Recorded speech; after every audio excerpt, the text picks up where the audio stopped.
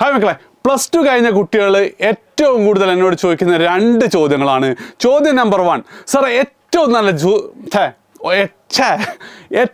നല്ല ജോലി കിട്ടാൻ മേടിച്ചു കേട്ടോ, ഏറ്റവും നല്ല ജോലി കിട്ടാൻ ഏത് കോഴ്സ് പഠിക്കണം, അല്ലെ എന്ത് പഠിക്കണം? അതാണ് ഒന്നാമത്തെ ക്വസ്റ്റ്യൻ. രണ്ടാമത്തെ ക്വസ്റ്റ്യൻ എന്ന് പറയുന്നത് കുറച്ചും കൂടെ കോംപ്ലിക്കേറ്റഡാണ്. സാറ് വീഡിയോസൊക്കെ പലപ്പോഴും കാണുമ്പോൾ എനിക്ക് തോന്നാറുണ്ട്, ഈ നീറ്റ് എഴുതി MBBS അല്ലെങ്കിൽ IIT പഠിച്ചിട്ടില്ലെങ്കിൽ പിന്നെ ലൈഫിൽ എവിടെ എത്തൂല എന്നുള്ളൊരു തോന്നലുണ്ട്. അത് ശരിയാണോ? ഇതാണ് 2 ക്വസ്റ്റ്യൻ. ഈ 2 ക്വസ്റ്റ്യൻ്റെ ആൻസർ ഞാൻ ഒരു 3.5 പോയിന്റിൽ എന്ത് ചെയ്തു തരാം, ഞാൻ പറഞ്ഞുതരാം. നിങ്ങൾ അവസാനം വരെ കേൾക്കുക. പ്രത്യേകിച്ച് ഇത് കേട്ടിട്ട് ഇതൊന്നും നിങ്ങൾ സ്കിപ്പ് ചെയ്യാൻ പാടില്ല കേട്ടോ. ഞാൻ അങ്ങനെ പറയുന്നതല്ല. കാരണം വെച്ചാൽ അഥവാ എന്തെങ്കിലും ഒരു ഇൻസൈറ്റ് നിങ്ങൾക്ക് കിട്ടിക്കഴിഞ്ഞാൽ നിങ്ങളുടെ ജീവിതം മാറ്റിമറിക്കാൻ പോകുന്ന സാധനമാണ്. അതുകൊണ്ട് എന്ത് ചെയ്യുക, അവസാനം വരെ കാണുക. വേറെ എന്തെങ്കിലും നിങ്ങൾക്ക് കുറേ അടിപൊളി സാധനമൊക്കെ ഉണ്ടാവും, പരീക്ഷ കഴിഞ്ഞാണ് അതൊക്കെ പോകാൻ തോന്നും, പക്ഷേ ലാസ്റ്റ് വരെ കാണാം കേട്ടോ. ഒന്നാമത്തെ പോയിന്റ് എന്താ വെച്ചാൽ, ഞാൻ 2 വർഷം മുമ്പ് UK പോയിട്ടുണ്ടായിരുന്നു. തള്ളാൻ വേണ്ടിയിട്ട് പറയല്ലോ കേട്ടോ. അപ്പോൾ അവിടെ എൻ്റെ ഒരു ഫ്രണ്ടിനെ കണ്ടിട്ടുണ്ട്, എൻ്റെ കൂടെ NIT പഠിച്ചാണ്. അപ്പം അവൻ്റെ ഒരു പ്രൊഫൈൽ ഞാൻ പറഞ്ഞട്ടെ. അവന് NIT BTech ഇലക്ട്രിക്കൽ എഞ്ചിനീയറിങ്, പിന്നെ IISc എന്നാണ് MTech അല്ല MS MTechൻ്റെ ഇക്വലൻറ്റ്. IISc എന്ന് പറഞ്ഞാൽ ഇന്ത്യൻ ഇൻസ്റ്റിറ്റ്യൂട്ട് ഓഫ് സയൻസ്. നമ്മൾ IIT-കളാണ് ടോപ്പ് കോളേജ് എന്നൊക്കെ പറയുമെങ്കിലും PG പഠനത്തിൽ IIT-കളെക്കാളൊക്കെ എത്രയോ ഉയരത്തിലുള്ള സാധനമാണ്. പല ഗ്ലോബൽ റേറ്റിങ്ങിൽ ഇന്ത്യയിൽ നിന്ന് ഈ IISc മാത്രമേ ഉണ്ടാവുള്ളൂ. ആ IISc എന്നാണ് അവൻ എന്ത് ചെയ്തത്, PG-യും അതേപോലെ തന്നെ PhD ഡോക്ടറേറ്റ് എടുത്തത്. ഓക്കെ, തീർന്നില്ല. അതിനുശേഷം അവൻ നേരെ എന്ത് ചെയ്തു, UK പോയിട്ട് കാംബ്രിഡ്ജ് യൂണിവേഴ്സിറ്റിയിൽ നിന്നാണ് പോസ്റ്റ് ഡോക്ക്. നിങ്ങൾ ആലോചിക്കണം, ഡോക്ടറേറ്റ് എടുത്തിട്ട് അവിടെ അവസാനിപ്പിക്കാതെ പോസ്റ്റ് ഡോക്ക് എടുത്തു. ആൻഡ് അതിനുശേഷം അവൻ അവിടെ UK ആ ഒരു ഏരിയയിൽ തന്നെയുള്ള ഒരു സ്റ്റാർട്ടപ്പിൽ വർക്ക് ചെയ്യാൻ, ഈ ചിപ്പ് ഡിസൈനിങ്ങും സാധനങ്ങളൊക്കെ ആയിട്ട്. അപ്പോൾ അവനോട് ഇങ്ങനെ നമ്മൾ ഓരോ കാര്യങ്ങൾ ലൈഫിനെ കുറിച്ചൊക്കെ പറയുകയൊക്കെ ചെയ്യുമ്പോൾ അവൻ പറഞ്ഞൊരു പോയിന്റ് ഉണ്ട്. അവൻ പറയാണ്, എടാ എനിക്ക് അത്യാവശ്യം കുഴപ്പമില്ലാത്ത സാലറി ഒക്കെ ഉണ്ട്. And the thing is that അവൻ്റെ സാലറീൻ്റെ ഏകദേശം ഒരു 40 to 50% അവനെന്നും വീട്ടിൽ നിന്ന് ഓഫീസിലേക്ക് വരുന്ന ബസ്സിൻ്റെ ഡ്രൈവർക്ക് ഉണ്ട്.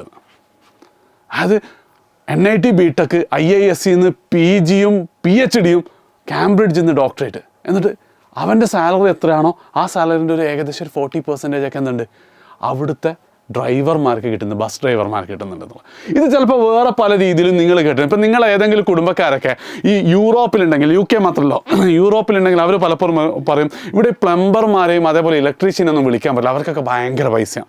ഇനിയിപ്പോൾ എൻ്റെ വേറൊരു ഫ്രണ്ട് ഉണ്ട്, അവൾ UK അവളിപ്പോൾ പ്രസവിച്ചപ്പോൾ ഞാൻ ഇങ്ങനെ വെറുതെ ചോദിച്ചു, നിങ്ങൾക്കൊരു മെയ്ഡിനൊക്കെ വെച്ചൊരു ഹെൽപ്പിന്. അപ്പോൾ മെയ്ഡിന് വെച്ചാൽ എൻ്റെ സാലറീൻ്റെ ഏകദേശം അത്ര തന്നെ 36 കൊടുക്കേണ്ടി വരും.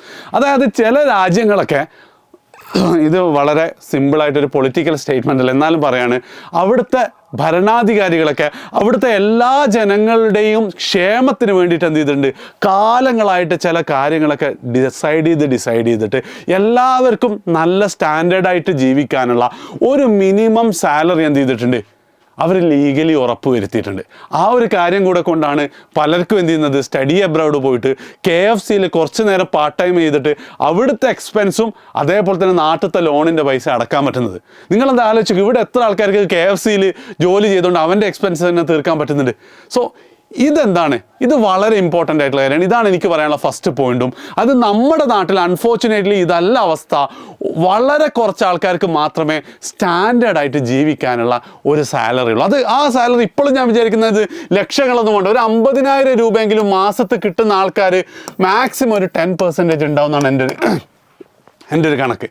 ഇവിടെയുള്ള ഭൂരിഭാഗം ആൾക്കാരും, അത് നിങ്ങൾക്ക് അറിയാവുന്ന ജോലിക്കൊക്കെ പോകുന്ന ഒരുപാട് ആൾക്കാർ എന്താണ്, ഒരു 20K സർക്കിളാണ്. ഇവിടെ എന്തിനാ 20K സർക്കിൾ എന്നെല്ലാവരും ആ 20,000, 12,000, 18,000, 20, 22, 24 ഭൂരിഭാഗം ആൾക്കാർ ജീവിച്ചുകൊണ്ടിരിക്കുന്നത്.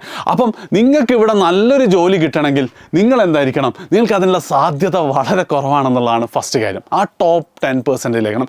ഇതാണ് ഒന്നാമത്തേതും അരയാമത്തെ പോയിന്റ്. ഈ 50,000 രൂപ എന്ന് പറയുന്നതിൽ എന്ത് ചെയ്യണം, നിങ്ങൾ ആ ടോപ്പ് 10%-ൽ എത്തണം. ഒന്നാമത്തത്. ഇനി ഞാൻ എന്ത് ചെയ്യാം, അതിലേക്ക് എത്താൻ പറ്റുന്ന കുറച്ച് ജോലികളുടെ ഒരു എക്സാമ്പിൾസ് പറഞ്ഞുതരാം. ഇത് നിങ്ങൾ ജസ്റ്റ് ഒന്ന് നോക്കി. ഒന്നാമത്തെ കേസ്, നിങ്ങൾ എവിടുന്നെങ്കിലും എന്ത് ചെയ്യാണ്, ഒരു ഡിഗ്രി കഴിയുന്നു, എന്നിട്ട് നിങ്ങൾ എന്ത് ചെയ്യുക, ഒരു ടോപ്പ് B സ്കൂളിൽ നിന്നും MBA കഴിയുന്നു, IIM പോലത്തെ ടോപ്പ് B സ്കൂളിൽ നിന്ന് MBA കഴിഞ്ഞാൽ നിങ്ങൾക്ക് ഒരു ഡോക്ടർ ഉണ്ടാക്കുന്നതിനേക്കാളും IIT-യിൽ പഠിച്ചിറങ്ങിയ ഒരു ബിടെക്കാരൻ ഉണ്ടാക്കുന്നതിനേക്കാളും സാലറി എന്ത് ചെയ്യാൻ പറ്റും, നിങ്ങൾക്ക് കിട്ടും. അതാണ് ഒന്നാമത്തെ ഒരു കേസ്. ഇനി രണ്ടാമത്തെ ഒരു കേസ് എന്ന് പറയുന്നത്, ക്യുസാറ്റിൽ നിങ്ങൾ നാവൽ ആർക്കിടെക്ചർ പഠിച്ചു കഴിഞ്ഞാൽ മോസ്റ്റ് പ്രോബബ്ലി നിങ്ങൾക്ക് നല്ല സാലറി ജോലി കിട്ടും. ഓക്കെ, ഇനി അടുത്തത്, നിങ്ങൾ നല്ലൊരു പ്രോഗ്രാമർ ആവാണ്, നല്ലൊരു കോഡർ ആവണം. നിങ്ങൾ ഇന്ന സ്ഥലത്ത് നിന്ന് IIT-ന്ന് പഠിക്കണമെന്നോ NIT-ന്ന് പഠിക്കണമെന്നോ കോളേജിൽ പോലും പോയിട്ട് നിങ്ങളൊരു ഗുഡ് കോഡർ ആവുകയാണെങ്കിൽ ഇപ്പം നിങ്ങൾക്ക് പ്രത്യേകിച്ച് അറിയാം എന്താണ് AI കോഡിംഗ് ഒക്കെ റീപ്ലേസ് ചെയ്യുകയാണെന്നൊക്കെ പറഞ്ഞ ഒരുപാട് വാർത്തകളൊക്കെ കേൾക്കുന്നുണ്ട്. അതൊക്കെ റീപ്ലേസ് ചെയ്യാന്ന് പറഞ്ഞാൽ average and below average കോഡേഴ്സിനാണ്.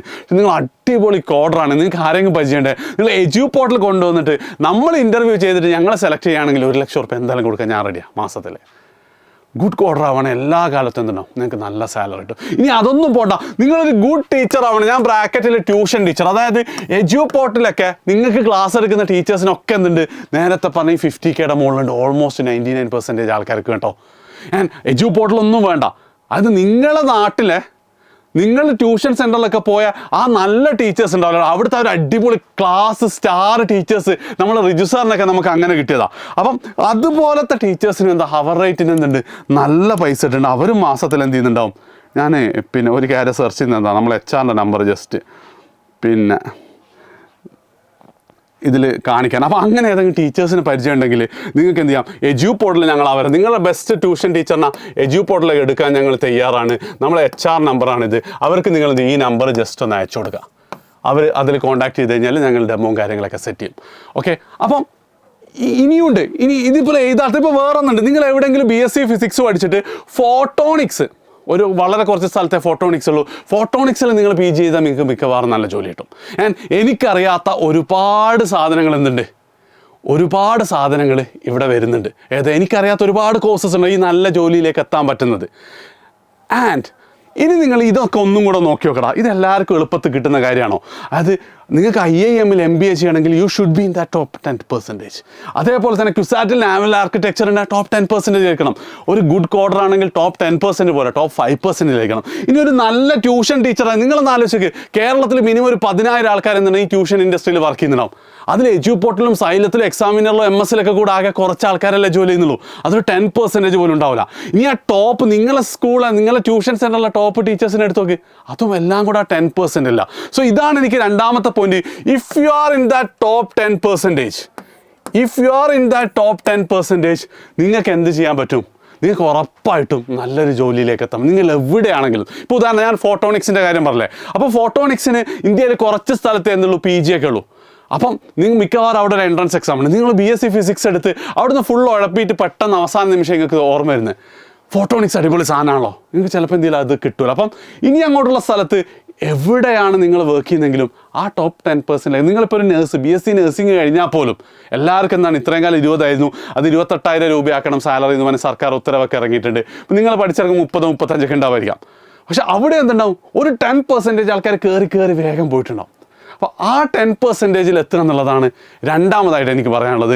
And മൂന്നാമതായിട്ട് പറയാനുള്ളത് ആ 10%-ൽ എത്രയും നേരത്തെ എത്തണം എന്നുള്ളതാണ്. ഇപ്പോൾ ഉദാഹരണത്തിന് ഇപ്പോൾ നിങ്ങളെ വല്യുപ്പൊക്കെ മരിച്ചേ, നിങ്ങളെ വല്യുപ്പ ഇങ്ങനെ വെറുതെ ഇരിക്കുകയായിരിക്കും. അപ്പോൾ നിങ്ങളിങ്ങനെ വെറുതെ ഇരുന്നാൽ പോരാ, നിങ്ങളെന്താണ് KFCയുടെ കേണൽ സാൻഡേഴ്സിനെ കണ്ടില്ലേ, മൂപ്പര് നിങ്ങളെ പ്രായത്തിലാണ് KFC സ്റ്റാർട്ട് ചെയ്ത് മൂപ്പരെ മോട്ടിവേറ്റ് ചെയ്താലോ സംഭവം ആ പ്രായത്തിലും 10%-ൽ എന്ത് ചെയ്യാൻ പറ്റും, എന്തെങ്കിലുമൊക്കെ എത്താം. പക്ഷേ it will be really difficult. അതായത് ആ 10%-ൽ എത്ര ഏർലിയിൽ നിങ്ങൾ എത്തുന്നോ അത്രയും നല്ലതാണ്. അപ്പം ഇവിടെയാണ് എന്ത് നേരത്തെ ഞാൻ പറഞ്ഞ MBBS-ഉം IIT-ലും NIT-ലൊക്കെ പഠിച്ചാലും മെച്ചം വരുന്നത്. അത് ബൈ ഡിഫോൾട്ട് എന്താണ്, അതായത് നിങ്ങൾ നാട്ടിൽ ഏതെങ്കിലും ഒരു കോളേജിൽ BSc പഠിക്കുമ്പോൾ ഫിസിക്സ് പഠിക്കുമ്പോൾ അവിടെ നിങ്ങളെന്തല്ല ആ +2 കഴിഞ്ഞ കുട്ടികൾ നിങ്ങൾ ആ 10%-ൽ ഇല്ല. പക്ഷേ ഒരു കോളേജിൽ നിങ്ങൾ നീറ്റ് ചെയ്തിട്ട് ഗവൺമെൻറ് മെഡിക്കൽ കോളേജിൽ MBBS അല്ലെങ്കിൽ NIT-ലോ IIT-ലോ BTech-ന് നിങ്ങൾക്ക് അഡ്മിഷൻ കിട്ടുമ്പോൾ എന്താ ബൈ ഡിഫോൾട്ട് നിങ്ങൾ എന്ത് ചെയ്യാണ്, ആ 10%-ൻ്റെ ഉള്ളിലെത്താണ് വളരെ നേരത്തെ. ഞാനൊക്കെ അതുപോലെ എത്തിയാണ്. ഞാൻ ആ 10% എന്താണ് BTech-ന് പഠിക്കുമ്പോൾ എത്തിയതാണ്. പിന്നെ അവിടുന്ന് നിങ്ങൾ വീണ്ടും 10%-ൽ എത്തുകയാണ്. 10% ഓഫ് 10% എത്രയാടാ, അത് ടോപ്പ് 1%-ൽ നിങ്ങളെത്തും. ടോപ്പ് 1%. ഇവരെന്തായിരിക്കും ഓൾമോസ്റ്റ് എക്സലൻസിയുടെ പീക്കിലായിരിക്കും. ഞാൻ എക്സാമ്പിൾ പറഞ്ഞുതരാടാ. അതായത് നിങ്ങൾക്ക് ഇപ്പോൾ അറിയാവുന്ന ഇന്ത്യയിലെ വമ്പിച്ച സ്റ്റാർട്ടപ്പുകളില്ലേ, ഞാൻ കുറേ പേര് പറയാം. ഏതൊക്കെയാ? ഫ്ലിപ്കാർട്ട്, സൊമാറ്റോ, സ്വിഗ്ഗി, ഓല, മീഷോ, ഇതൊക്കെ ഇതൊക്കെ സ്റ്റാർട്ട് ചെയ്തിട്ടുള്ളത് IITians ആണ്. ആൻഡ് നിങ്ങൾക്ക് അറിയുന്ന വേറെ കുറേ നോക്കിയ IITians NITians, അതായത് പഴയ കമ്പനികൾ ഒഴിച്ചിട്ട് ഈ ന്യൂ ഏജ് സ്റ്റാർട്ടപ്പുകളില്ലേ, ടെക്നോളജി സ്റ്റാർട്ടപ്പ് തുടങ്ങിയത് മുഴുവൻ IITians. കാരണം എന്താ, അവരാദ്യം ആ 10%-ലെത്തി, പിന്നെ 1%, വീണ്ടും അതിൻ്റെ 10%-ലെത്തിയോണ്ടാ. അപ്പോൾ അവിടെയാണ് ഞാൻ എന്ത് ചെയ്യുന്നത്, ഈ നീറ്റും JEE-യുടെയൊക്കെ പുഷ് ചെയ്യാനുള്ളൊരു റീസൺ.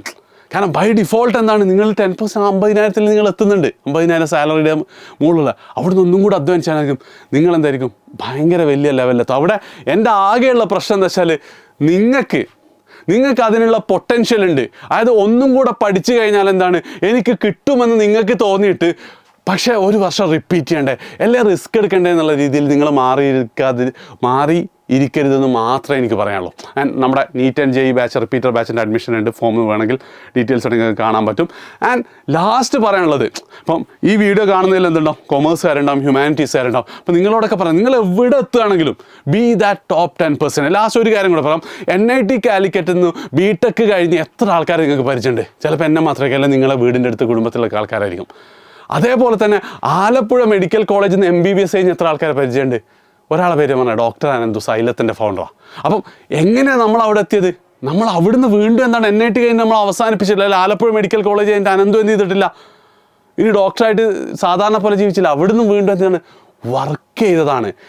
ഇത് ഞങ്ങളെ രണ്ടാളെ മാത്രം, കേരളത്തിലെ ഓരോ കോളേജിലും, ആ കോളേജ് ഏത് ഓണം കേറാ മൂലയിലുള്ള ഏറ്റവും ലോക്കൽ കോളേജ് ആണെങ്കിലും അവിടുത്തെ പ്രിൻസിപ്പളും അവിടുത്തെ ടീച്ചേഴ്സിനും അവിടെ പഠിച്ചിറങ്ങിയ ഏതെങ്കിലും ഒരു കുട്ടിയെക്കുറിച്ച് ഇതേപോലത്തെ കഥ പറയാനുണ്ടാവും.